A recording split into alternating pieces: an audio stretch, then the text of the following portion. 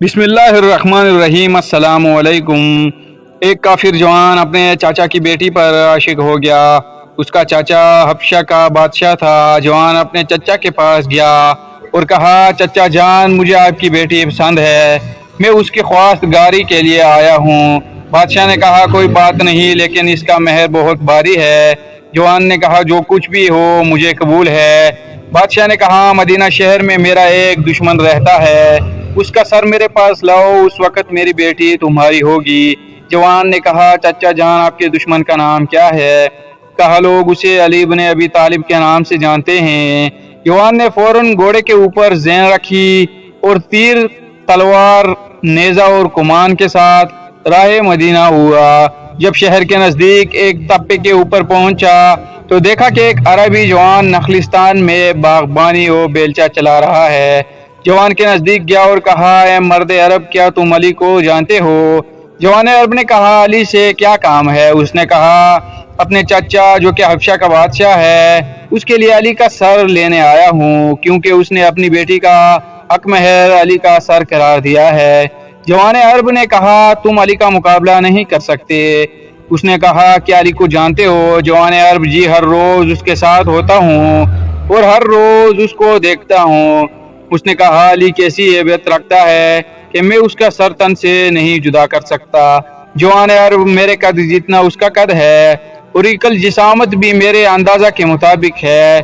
اس نے کہا، اگر تمہاری طرح ہے تو پھر مسئلہ کوئی نہیں۔ مرد عرب نے کہا، پہلے تم مجھے شکست دو، پھر میں تم کو علی کا پتہ بتاؤں گا۔ کہا، شمشیر و تیر و کمان و سنان، کہا آمادہ ہو جاؤ۔ جوان اونچی آواز میں ہنسا اور کہا، کیا تم اس بیلچے سے مجھے شکست دو گے؟ پس تیار ہو جاؤ۔ شمشیر کو نیلام سے نکالا، پھر پوچھا کہ تمہارا نام کیا ہے؟ مرد عرب نے جواب دیا، عبداللہ۔ تمہارا نام کیا ہے؟ اس نے کہا، فتح۔ اور اسی لمحے تلوار کے ساتھ عبداللہ پر حملہ کر دیا۔ عبداللہ نے چشم زدن میں اس کو کاندھے اور بازو سے پکڑا اور آسمان کی طرف بلند کیا اور زمین پر دے مارا اور اس کا خنجر اپنے ہاتھ میں لیا اور بلند کیا۔ اچانک دیکھا کہ جوان کی آنکھوں سے آنسو جاری ہو رہے ہیں۔ مرد عرب نے کہا، کیوں رو رہے ہو؟ جوان نے کہا، میں اپنی چچا کی بیٹی کا عاشق تھا، تاکہ اس علی کا سر اپنے چچا کے لیے لے جاؤں، تاکہ وہ اپنی دختر مجھے دے، لیکن لگتا ہے ابھی آپ کے ہاتھوں سے میں مارا جاؤں گا۔ مرد عرب نے جوان کو بلند کیا اور کہا، آ جاؤ، اس تلوار سے میرا سر اپنے چچا کے لیے لے جاؤ۔